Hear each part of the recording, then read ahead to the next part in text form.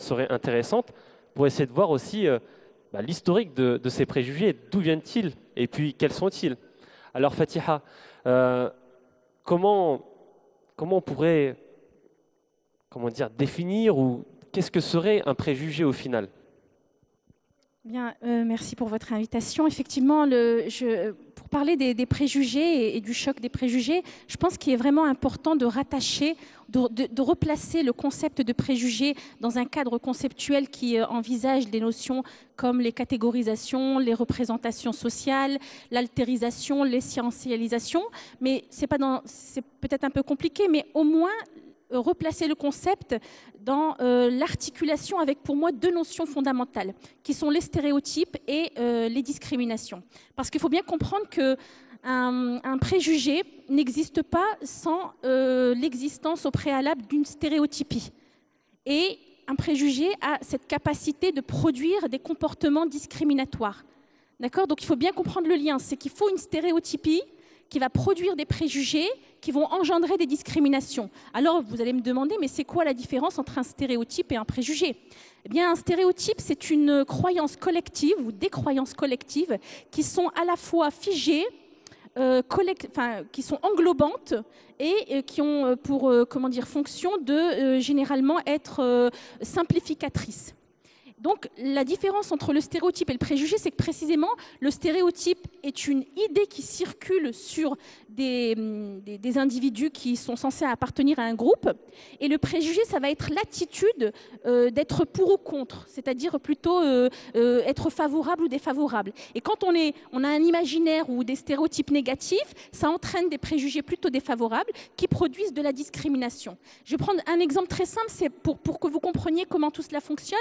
C'est l'enquête d'Urper sur l'école, vous avez dû la voir passer, qui s'appelle Fatima, moins bien notée que Marianne. C'est ça, Fatima, moins bien notée que Marianne. Et c'est un ouvrage qui, quand il a été mis sur la scène publique et médiatique, a fait beaucoup parler de lui pour la simple raison qu'il a permis de montrer comment un enseignant qui entretient des stéréotypes négatifs à l'endroit des jeunes issus de l'immigration dits musulmans pouvait produire des préjugés, c'est-à-dire on va moins interroger l'élève, mais aussi ça produisait des discriminations, c'est-à-dire qu'en termes de résultats scolaires, on voyait la différence.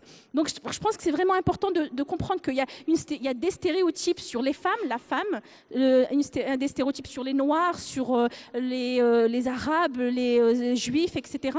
Et souvent, le stéréotype a tendance à associer des individus, c'est-à-dire les individus se diluent dans une identité, on devient le juif, le musulman, la femme voilée. Vous voyez, donc il y a un processus d'essentialisation qui est super important. Donc en gros, c'est la société, les acteurs de la société, en gros, qui créent naturellement leurs stéréotypes. Alors, il faut bien comprendre que le stéréotype relève de la capacité des groupes dominants. C'est-à-dire qu'on entretient tous des stéréotypes les uns à propos des autres, les hommes sur les femmes, les blancs sur les noirs, etc. Mais ce qu'il faut dire, c'est que la capacité à imposer ces croyances collectives au reste de la société relève du pouvoir du groupe dominant. C'est lui qui a la capacité d'imposer ces croyances-là et effectivement de produire en fonction de ces croyances collectives simplificatrices et englobantes des inégalités liées à ces préjugés. Alors si je comprends bien, il doit y avoir certainement une fonction, justement, un rôle bien précis des préjugés. Peut-être en venir juste après la question suivante. Et puis si Malik Bezouar voudrait nous en dire un peu plus justement sur les préjugés, ces fameux préjugés, justement en France, comment ont-ils pu se créer? Vous qui êtes spécialiste, on va dire, de l'histoire de l'islam depuis les croisades en Europe jusqu'à aujourd'hui. Ben, en fait, c'est vraiment une longue histoire. C'est un processus qui effectivement a commencé au 8e siècle. C'est là qu'apparaît en tout cas, les Sarrasins, puisque c'est comme ça qu'on les appelle à l'époque, font une pénétration dans le sud de la France. Et à cette époque, l'idée que l'on se fait dans le royaume franc, enfin, la France de l'époque, des Sarrasins, c'est que, somme toute, ce sont des païens. Il n'y a pas de différence entre les Sarrasins et les Saxons. Ce sont des individus barbares, sans foi ni loi. Donc, 8e siècle, c'est la perception dominante de l'altérité arabe. Il faut attendre le 10e siècle début du XIe, qui annonce les croisades, initiées par le pape Urbain II en 1092, pour que la perception du sarrasin change du tout au tout. Elle reste toujours très défavorable, mais on associe au sarrasin un culte démoniaque. Donc c'est certain que ce n'est pas quelque chose de positif, mais enfin on lui donne quand même un culte, alors qu'au 8e siècle, il était considéré comme un païen. Bon. Et c'est à cette époque-là que vont apparaître des préjugés qui vont s'ancrer dans l'imaginaire collectif via des textes polémiques écrits par des dévots, des catholiques apologistes, qui vont accompagner les croisades. Et la perception que l'on a du sarrasin, c'est que ce sont des ministres du diable et que Mahomet, c'est comme ça qu'on l'appelle, c'est sinon l'antéchrist, le signe annonciateur de l'antéchrist. Donc le Moyen-Âge, c'est une perception très noire, très obscure de l'altérité arabo-musulmane, perçue comme quelque chose de démoniaque, comme une espèce de fléau infligé par Dieu sur des chrétiens qui ont quelque peu dévié. Bon, y a des choses, il y a des nuances, bien évidemment. Je pense à Pierre le Vénérable, qui va, pour la première fois, c'est un clunisien, c'est un abbé illustre, renommé, et qui ne croit pas à cette représentation simpliste du sarrasin, et il va entreprendre la traduction du Coran. Et pour la toute première fois, au XIe siècle, en France et dans l'Europe, on a une traduction du Coran, une traduction certes perfectible, mais il se dégage de cette traduction des éléments importants que Pierre le Vénérable va mettre en avant, à savoir que les Sarrasins ne sont pas des païens ni des barbares, ils ne vénèrent pas, ils ne sont pas idolâtres, leur culte n'est pas du tout démoniaque, ce sont des hérétiques, et peut-être même des chrétiens unitariens, c'est-à-dire des chrétiens rejetant la Trinité. Donc c'est un véritable progrès amorcé par Pierre le Vénérable et qui annonce la Renaissance.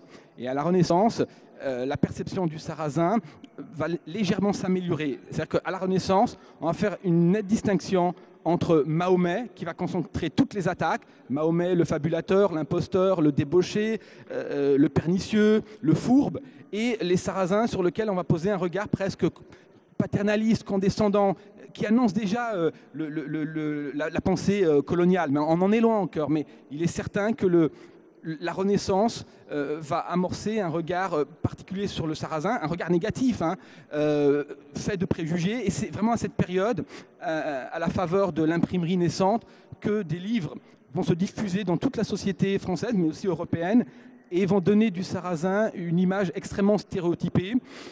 On ne parlera plus de sarrasin à cette époque-là. À la Renaissance, on va plutôt parler de mahométans, de mahométistes. On va parler de barbaresque aussi pour les habitants d'Afrique du Nord, de Maure, M-O-R-E-S pour les Égyptiens. Mais bon, il y a un vocable qui s'étoffe. Mais en tout cas, l'idée que l'on se fait de l'altérité arabo-musulmane à la Renaissance en France, c'est une inclination au vol, au fanatisme, à la paresse, à la sournoiserie, à la crédulité, parce qu'on considère que croire en le message de Mahomet, quelque part, il faut être un peu idiot, et donc crédule et naïf. Donc, c'est toutes ces images qui vont former une espèce de constellation de stéréotypes qui va être relativement stable et qui, de la Renaissance jusqu'à l'époque des Lumières, où là il va y avoir des choses nouvelles qui vont apparaître dans la représentation de l'altérité arabo-musulmane, va donc perdurer. Et ces stéréotypes-là, violence, inclination au fanatisme, paresse, vol, le vol va vraiment être considéré à la Renaissance comme une caractéristique de l'arabe. D'ailleurs, on la retrouve dans un dictionnaire récent, celui de 1948, le Larousse, où la définition de l'arabe est la suivante: race batailleuse, superstitieuse et pillarde. C'est dire combien les stéréotypes qui ont été élaborés et cristallisés à la Renaissance, qui s'alimentent d'ailleurs des stéréotypes du Moyen-Âge, vont traverser comme ça des époques entières pour se retrouver figés dans ce dictionnaire Larousse de 1948, qui est emblématique quand même de la perception stéréotypée que l'on a du sarrasin. Merci beaucoup. Alors, j'ai une question, justement. On a vu l'approche historique des préjugés qui ont pu naître sur l'islam et les musulmans. Et moi, j'ai une question que je me pose, c'est que est-ce que les préjugés naissent naturellement ou on crée ces préjugés volontairement? Fatiha Ajbli, peut-être, pour répondre. Alors, je pense que ce que Malik vient de préciser montre bien que ce sont des constructions politique, sociologique, où c'est une interaction, la rencontre entre deux groupes. Et pour bien comprendre, en fait, parce que ce dont on parle, à savoir les préjugés, les stéréotypes et les discriminations, sont des caractéristiques de toutes les sociétés humaines. Ce que je vais dire, notamment au sujet de la France, est valable pour tous les pays du monde, où à chaque fois qu'on a un groupe dominant, il va véhiculer, imposer les croyances collectives, simplifiées, englobantes, essentialistes, sur d'autres groupes avec lesquels il partage ou le même territoire ou il partage la même ethnie. Donc il est vraiment important de considérer d'abord que c'est quelque chose d'intrinsèque aux sociétés humaines, mais en même temps on s'aperçoit qu'effectivement, à mesure que l'incertitude gagne les sociétés, à chaque fois que les sociétés sont traversées par des incertitudes, alors économiques, politiques, mais aussi des incertitudes identitaires, c'est-à-dire liées à l'image que les sociétés portent d'elles-mêmes, eh bien, les stéréotypes deviennent de plus en plus saillants, les préjugés de plus en plus prégnants et les discriminations de plus en plus présentes. Autrement dit, il faut bien comprendre qu'en France, en ce moment, on sent bien qu'il se passe quelque chose de l'ordre de la peur, de l'incertitude sur l'avenir, l'incertitude sur l'identité française, etc. Et on sent bien que la présence musulmane, donc c'est pas pour rien si les stéréotypes liés à l'islam, à l'arabe, à l'immigré et aux musulmans soient aussi prégnants. C'est qu'on est en train de vivre un moment important. Et je pense que pour comprendre les stéréotypes et la façon dont ils peuvent impacter le vivre ensemble, parce que c'est précisément là où le bas blesse, c'est pas tant le fait qu'on entretienne des croyances qui simplifient les choses, c'est que ça empêche, ça bloque les relations interpersonnelles et ça ça plombe le vivre ensemble. Et il faut, je dirais, bien comprendre que les stéréotypes ont une double fonction dans la société. La première, c'est une fonction identitaire, et la deuxième fonction, c'est une fonction cognitive. Alors, s'agissant de la fonction identitaire, il faut bien comprendre que le stéréotype vient pour exacerber les différences entre deux groupes. Il vient pour homogénéiser le nous, et il va homogénéiser le eux. D'accord ? Si bien que ça crée non seulement une frontière virtuelle, et puis ça crée aussi un classement entre les groupes.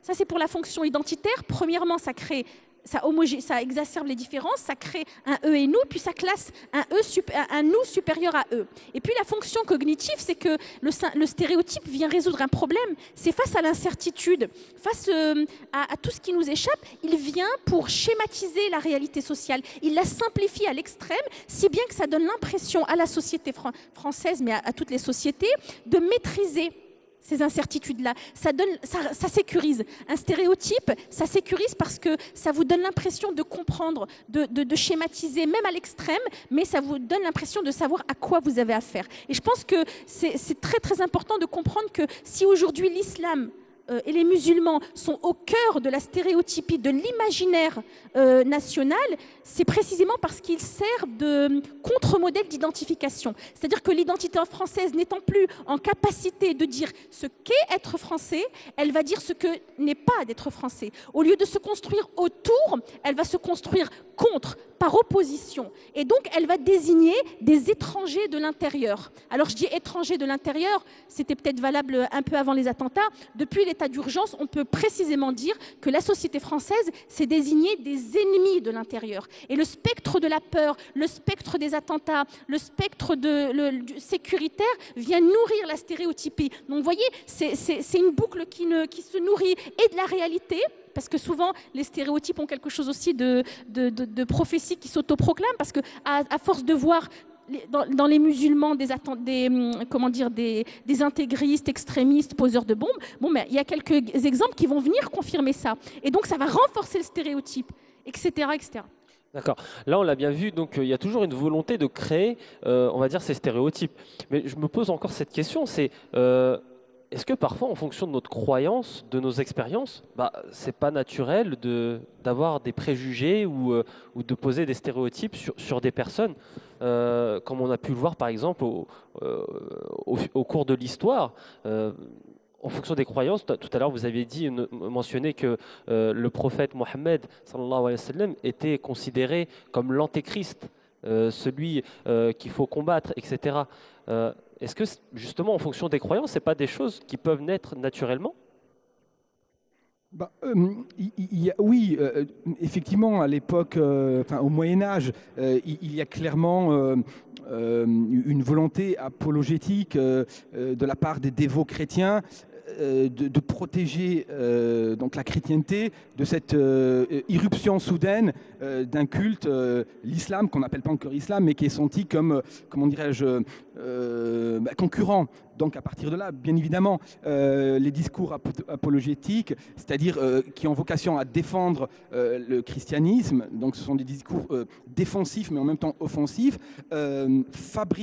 sont des usines à fabriquer du stéréotype, bien évidemment, parce que ce sont des écrits qui ne vont pas du tout faire l'apologie des Sarrasins, des musulmans, de l'islam.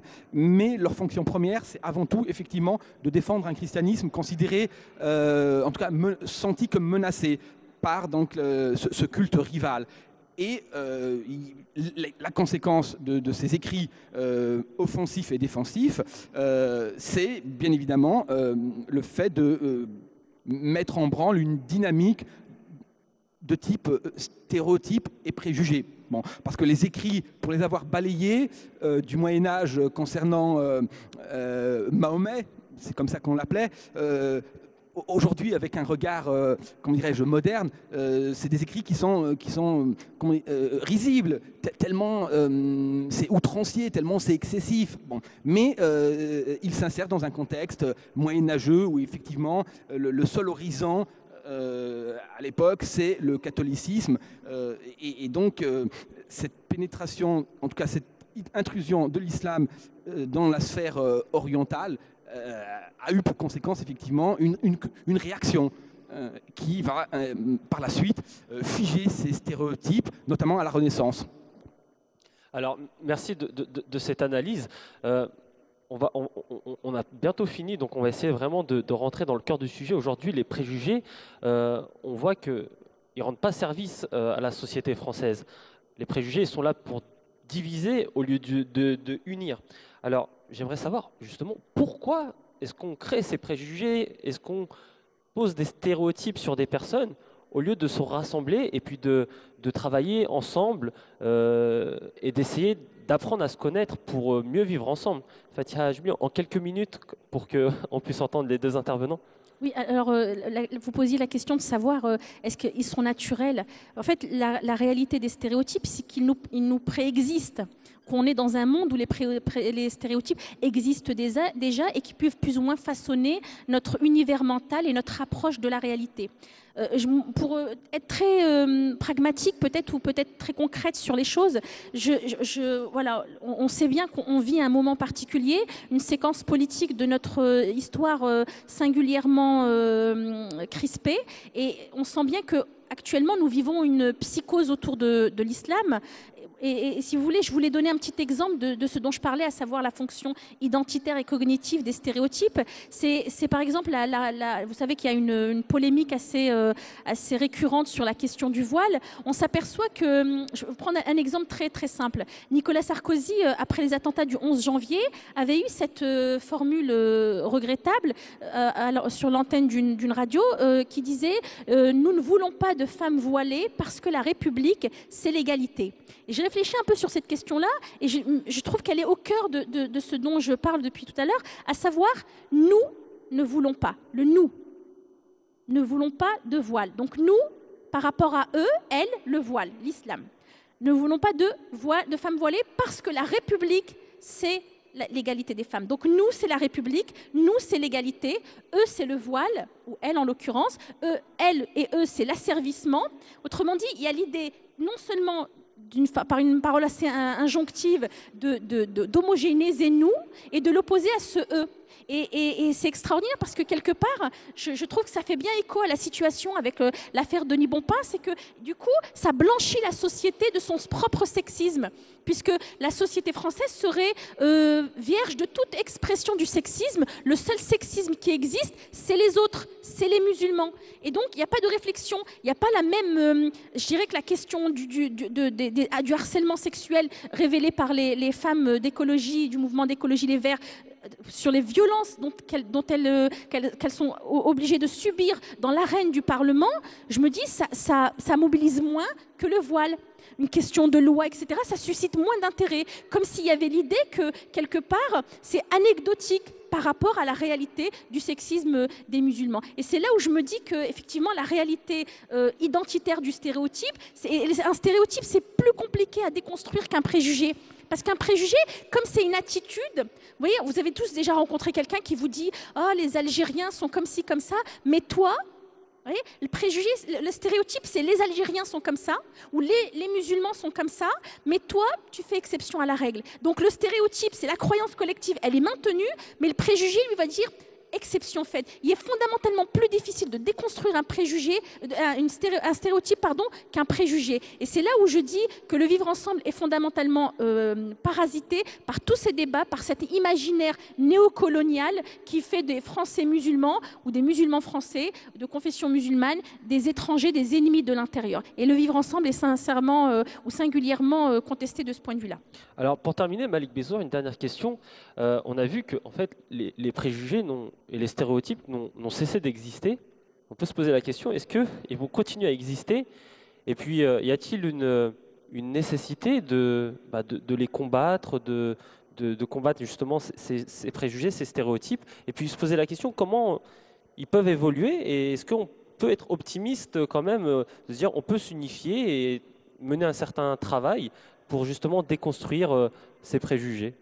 Oui, alors les préjugés, malheureusement, vont perdurer du fait de l'inertie des idées. Il faut du temps pour que que la pensée évolue.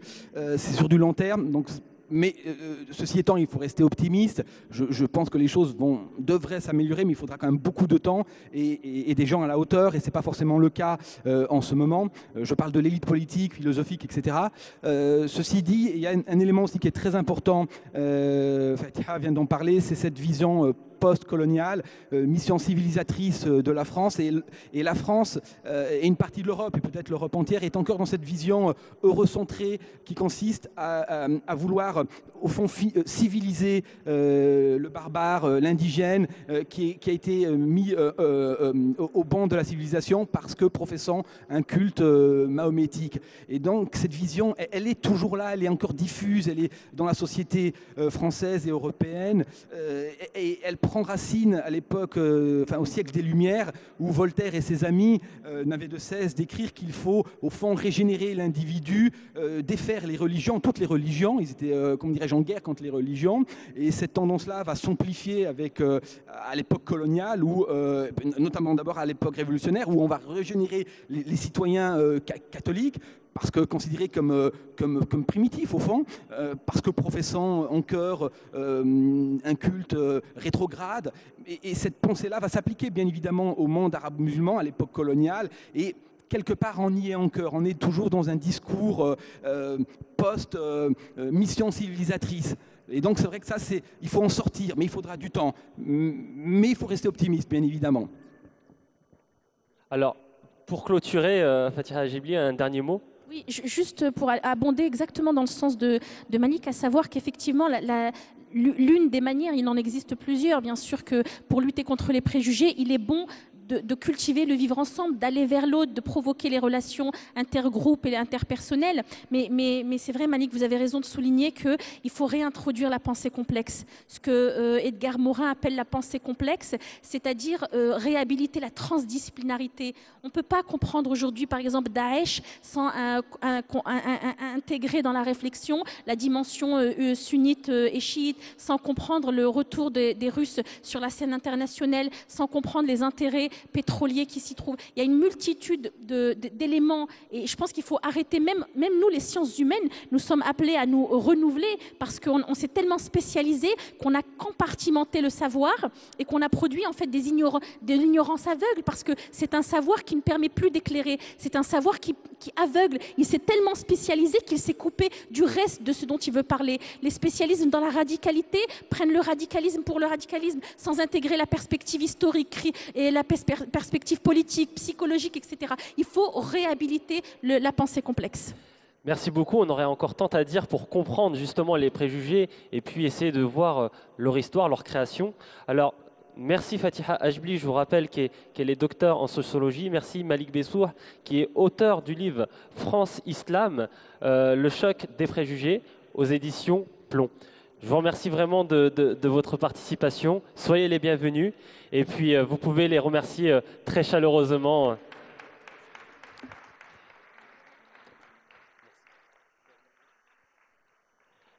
Bien, très cher public, il est temps de marquer une pause. Une pause s'impose, une pause déjeuner.